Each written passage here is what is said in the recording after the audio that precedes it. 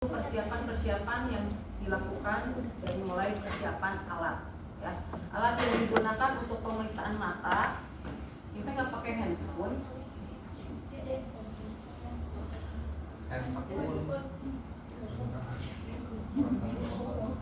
Nah ininya pen lightnya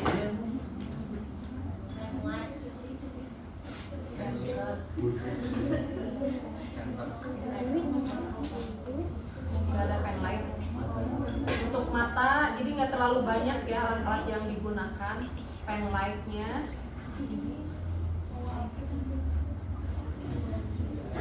sama nylon cap aja. Nah kalau untuk bagian telinga menggunakan ini ya, ini namanya apa? Garpu tala ya, dengan frekuensinya 512 Hz ya. Itu yang sering digunakan. Karena banyak sih ukurannya ya, ini paling kecil, paling ini gelombang suaranya paling keras. Sama otoskop ya.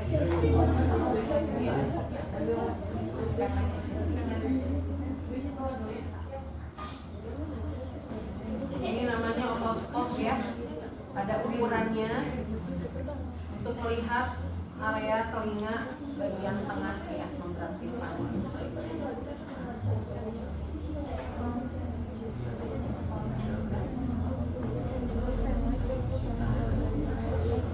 Nah, udah alat-alat sudah disiapkan, kemudian persiapan untuk verifikasi ya data pada pasien. Nah, untuk di pra-interaksi masuk kepada fase orientasi ya, sudah berhadapan dengan pasien, kita melakukan salam perkenalan, kemudian memverifikasi data-data pasien. Untuk pasien menyebutkan namanya, umur, tanggal lahir ya. Selanjutnya menjelaskan tindakan yang mau kita lakukan, tujuan yang kita lakukan, kontrak waktu ya. Kemudian menawarkan apakah ada pertanyaan atau tidak kepada pasien. Nah, kita mulai dari pemeriksaan bagian mata ya, mulai dari mata turun ke hati.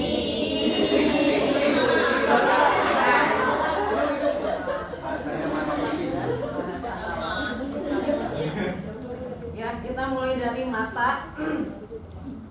Nah, untuk pemeriksaan mata kita lakukan dengan teknik pemeriksaan, inspeksi dan juga palpasi ya. Nah, pemeriksaan mata sebelumnya di fase 3 itu kita harus siapkan lingkungan yang pencahayaannya cukup ya, pencahayaan cukup, lingkungan yang nyaman ya. Kemudian lingkungan dijaga privasinya ya. Nah, untuk melakukan dengan teknik inspeksi kita lihat bagian mata ya, mulai dari bentuk matanya ya, bentuk mata ya, kemudian apalagi kesimetrisannya ya, alis mata, diri aja kali ya, terus apalagi di mata, alis mata kan biasanya ada yang keluar, ada yang ke dalam ya. Nah, kalau yang ke dalam bisa menghalangi ya bagian mata. Kesimetrisannya bentuk, sipit, belok, belotot ya. Terus bagian konjungtiva, sklera, pupil, lensa, kornea. Nah, itu nanti kita periksa ya. Terus juga apalagi palpasi ya, ada enggak peningkatan tekanan bola mata atau tekanan intraokuler ya, dengan mempalpasi bagian mata. Nah, setelah itu kita periksa ketajaman penglihatan dengan menggunakan nylon cap. Nah, ini membandingkan jarak ya, jarak pasien dengan jarak orang normal ya, dalam menyebutkan angka dalam jarak berapa meter kira-kira? 6 meter ya, 6 meter atau 20 feet. Nah, ini biasanya tulisan ini yang menandakan ya. Kalau 6 meter di sininya 6,5 200. Ini kayaknya pakai yang feet ya. 200, 180. Nah normalnya di sini 20 feet. Ya di sini bentukannya. Jadi ini untuk mengetahui visus pasien ya. Misalnya Asep, nah, Asep bisa melihatnya di sini, bisa menyebutkannya di sini 60 kan ya, berarti bagaimana ininya? Apa hasil visusnya?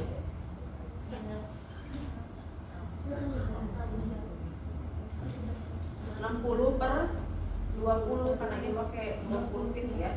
Kalau pakai 6 meter berarti di sini beda lagi ya nanti angkanya. 60 artinya 60 Asep hanya bisa melihat dengan jarak 60 feet. Tapi orang normal bisa melihat dengan jarak 20 per 60 ya. Maksudnya 20 per 60. Jadi hasil visus Asep itu 20 per 60. Artinya Asep hanya bisa melihat dengan jarak 20 feet, kemudian orang normal 60. Jadi normalnya 20 per 20 atau 6 per 6. 6 per 6 berarti 6 meter. Itu ya. Nanti dengan jarak berapa ya. Nah kalau misalnya pada orang yang buta huruf pakai apa? Pakai angka E ya, tapi ada kebalik-balik ya, kiri kanan ada khusus. Nah kalau misalnya sudah di angka ini tidak bisa melihat bagaimana?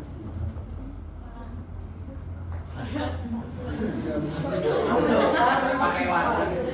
Pakai warna itu mau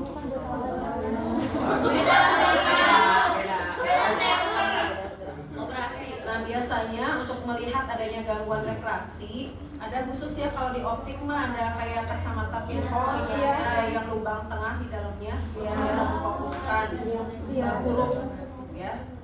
Nah misalnya ini Asep tadi di sini nggak kelihatan karena memang ada cahaya yang menghalangi ya, sehingga tidak jelas kelihatannya ya. Coba pakai pinhole yang bolong tengahnya ya, kacamata yang bolong tengahnya untuk memfokuskan. Nah biasanya akan terlihat ya, yang tadinya tidak bisa jelas terlihat. Nah, kalau misalnya masih tidak terlihat sampai tidak terlihat jelas, berarti kita gunakan dengan tes jari ya. Misalnya ini berapa? 1, 2, 3 sampai 5 ya. Nah si pasiennya bisa nggak menyebutkan dalam jarak misalnya 6 meter dulu, oh tidak kelihatan, 5 meter nggak kelihatan, sampai 1 meter. Berarti nanti visusnya berapa? 6 meter per 6 meter per 300. Jadi orang normal itu bisa melihat pakai jari itu dalam jarak 300 meter. Ya, orang pasien hanya 6 meter bisa melihat jari. Nah, kalau misalnya pakai jari masih belum bisa, pakai apa?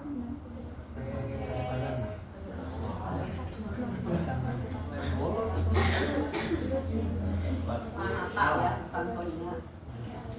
Pakai lambaian. Ya, lambaian ke kiri, lambaian ke kanan misalnya. Ya.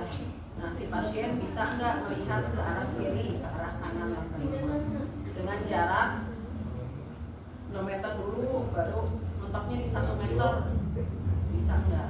Nah itu biasanya berapa hasil visusnya? Tadi kebalik, kalau untuk yang jari untuk orang normal itu 6 per 60 ya. Kalau untuk yang lambaian 300,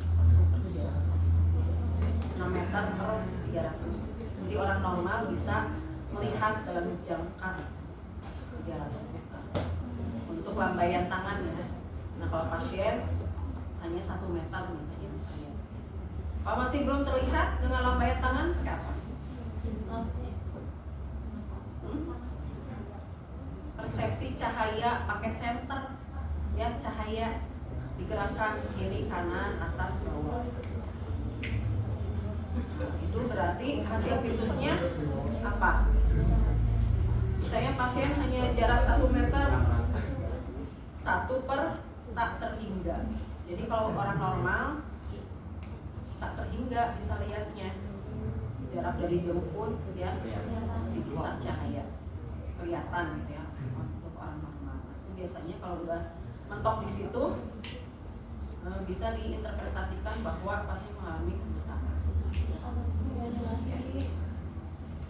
Nah itu untuk bagian mata. Ada pemeriksaan yang lain ya, yaitu lebih ke pemeriksaan diagnostik ya. Ada alatnya kalau di optik mah ada namanya apa? Yang dagunya gini.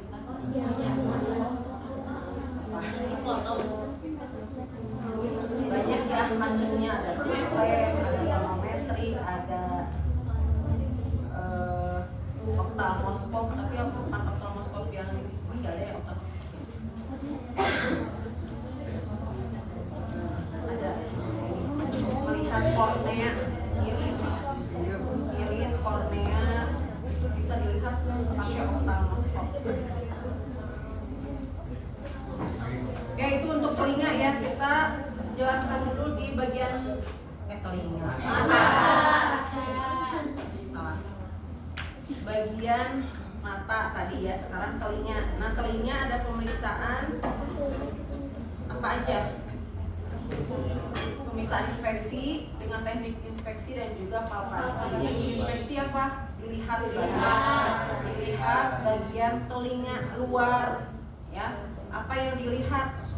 Kesimetrisannya ya, kebersihannya, pengeluarannya, warna kemerahan, bengkak. Pada otitis akan terlihat kemerahan, bengkak ya, memar-memar misalnya. Terus di bagian liangnya ada nggak serumen, ada pengeluaran cairan berwarna apa? Bening, kuning, hijau, berbau ya. Terus kalau misalnya tidak bisa kelihatan, boleh pakai otoskop ini untuk melihat area bagian telinga tengah ya, dalamnya tidak bisa kelihatan. Nah nanti ini dimasukkan, dilihat apa? Ada bagian membran timpani ya. Kita lihat keutuhannya membran timpani ya, megangnya seperti ini ya. Yang dilihat kalau membran timpani itu normalnya warnanya keabuan seperti mutiara. Jadi kalau cari mutiara di situ. Mutiara. Nah kalau misalnya terlihat tidak ada, ya tidak utuh ya, berarti kan ada ruptur ya. Biasanya pada otitis media udah perforasi, ya itu lapang berarti mana ya, bolong gitu ya. Makanya tadi ada pertanyaan, cairan yang keluar congean itu sebenarnya congean sebenarnya udah infeksi, udah kronis, jadi bukan normal itu ya, bukan normal. Congean itu infeksi telinga yang sudah kronis, artinya pengeluaran cairan yang terus menerus ya. Congean udah pernah lihat yang congean? Terlihat keluar ya, saya suka dicocokkan apa sama kapas itu. Jadi yang normalnya seperti apa? Yang normalnya mah ya nggak akan keluar cairan ya. Ada serumen tapi sedikit, tidak basah, tidak kering juga ya. Terus ada yang juga serumennya itu mengeras ya. Kalau mengeras itu harus segera dikeluarkan ya. Ada namanya aligator ya, kayak pinset ya, aligator pinset ditarik ya. Oh iya, tadi belum dibahas pertanyaannya. Tadi ada yang menanyakan bagaimana cara membersihkan yang benar kalau begitu. Tadi ada pertanyaan tuh ya. Nah, pakai cotton bud ya. Sebenarnya cotton bud itu ya digunakan untuk membersihkan bagian telinga luar saja, bukan area dalam ya. Kalau area dalam berarti si serumennya itu akan masuk ke dalam, akan didorong ke dalam. Ya. Jadi ada alat tersendiri untuk bisa mengeluarkan ya seperti aligator itu untuk mencapit si serumen supaya keluar. Atau kalau di rumah sakit mah pakai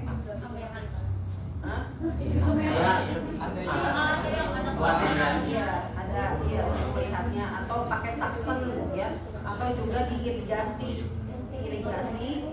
kemudian itu akan keluar. Kalau misalnya keras banget harus dilunakkan si serumennya pakai obat tetes ya, atau pakai air hangat ya, terus diambil, diirigasi pakai air hangat ya, dibersihkan. Nah itu akan keluar sendirinya. Sebenarnya secara normal si serumen itu akan keluar sendiri ya, kemudian kita bersihkan aja bagian luar pakai air hangat atau pakai baby oil ya, untuk bisa memudahkan. Jangan ngorek-ngorek terus sampai ke dalam, apalagi kalau zaman dahulu kan pakai jepitan mungkin kayak gini ya, jadi kacapit gitu ya.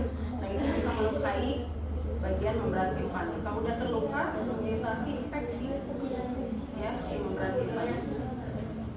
Itu kan membran timpani itu sensitif banget ya, kalau terkena benda yang tajam bisa darahan ya, bisa melukai infeksi itu ya.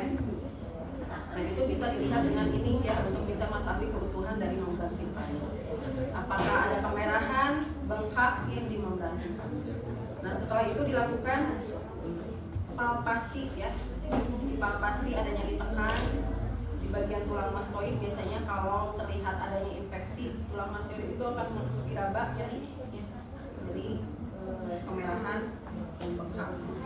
Dan juga kita bisa melakukan tes fungsi pendengaran ya menggunakan garpu talam. Tes fungsi pendengaran itu kepada pasien yang diduga mengalami gangguan atau namanya tuli konduktif ya, tuli konduktif atau tuli sensori neural atau tuli persepsi ya.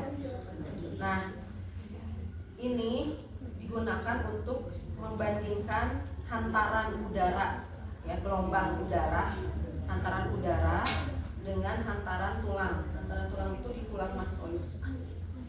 Ya kalau misalnya untuk pemeriksaannya ada dugaan tuli konduktif ya, itu bisa diketahui apakah si hantaran udara lebih lama dengan hantaran tulang. Jadi prinsipnya hantaran udara harus lebih lama dibandingkan dengan hantaran tulang. Kalau lebih lama hantaran tulang berarti ada tuli konduktif. Nah, tuli konduktif biasanya terjadi pada pasien dengan otitis media. Jadi ada gangguan di saluran telinga luar maupun telinga luar untuk tuli konduktif. Nah, kalau tuli sensori neural itu berarti berhubungan dengan gangguan pada telinga dalam ya, di serabut saraf pendengaran. Ya, jadi tulang mastoidnya itu lebih lama hantaran tulangnya atau bone conduction ya. Itu lebih lama dibandingkan hantaran udara. Jadi periksanya ini dulu yang ke sini. Kalau ini udah tidak mendengar baru pindahin ke sini. Itu namanya tes apa? Kan ada 3 tes ya.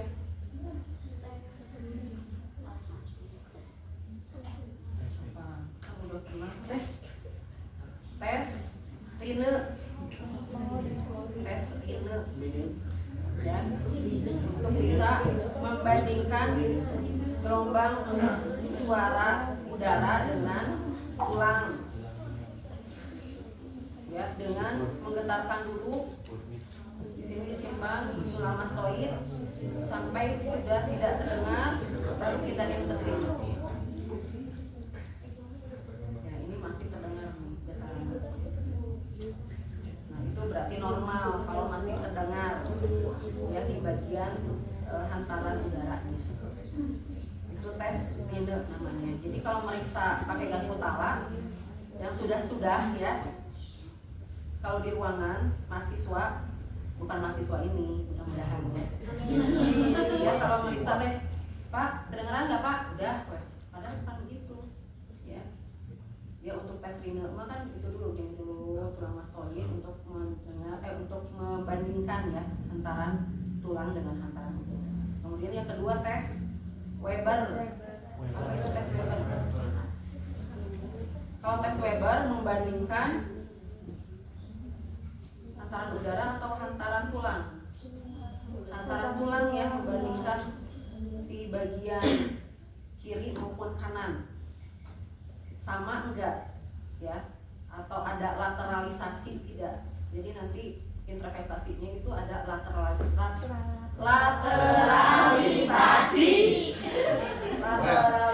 sinistra atau lateralisasi dextra. Nah kalau misalnya lebih kuatnya di bagian telinga yang sakit di bagian kanan misalnya, itu lateralisasi dextra. Berarti itu ada tuli kognitif.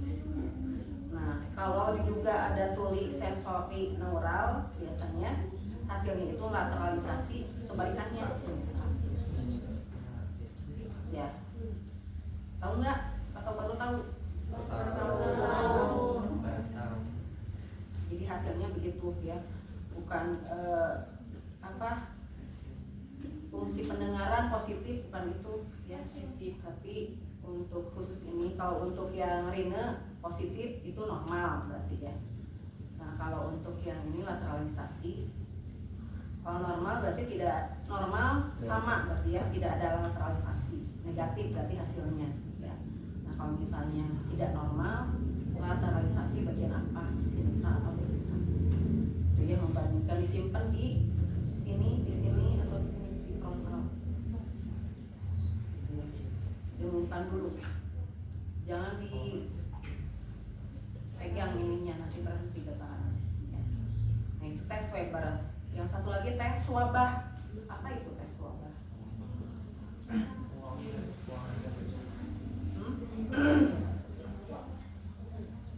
Udah belajar kan pakai garpu talan dulu di tingkat 1?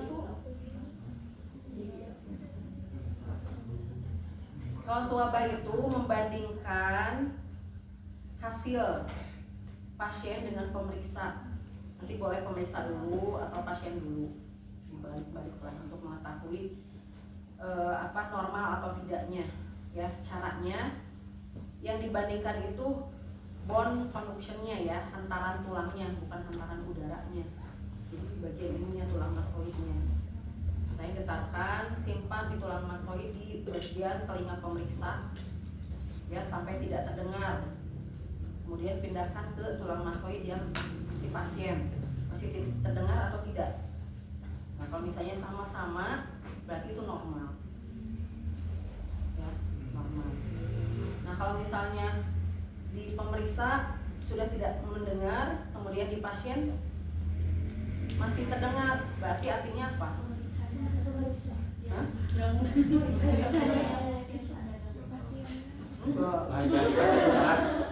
Berarti hasilnya bone conduction-nya memanjang, kan masih terdengar oleh pasien ya.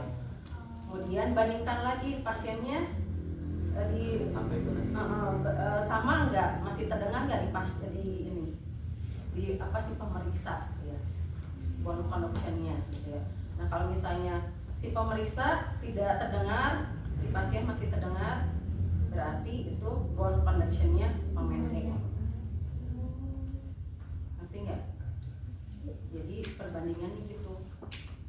Kalau di pemeriksa sudah tidak terdengar, di pasien masih terdengar, berarti memanjang. Kalau misalnya di pasien masih terdengar, di pemeriksa sudah tidak, berarti memendek. Normalnya antara pemeriksa dan pasien sama, tidak terdengar. Jadi ikuti lagi, lihat lagi prinsip yang pertama, hantaran udara lebih panjang dibandingkan dengan hantaran tulang. Jadi jangan sampai hantaran tulang itu lebih panjang terdengarnya dibandingkan hantaran udara. Berarti ada tuli kognitif, ada gangguan pada telinga bagian tengah. Itu paham? Oke, kalau paham yuk kita demonstrasikan. Ada perawat, ada pasien. Siapa yang mau?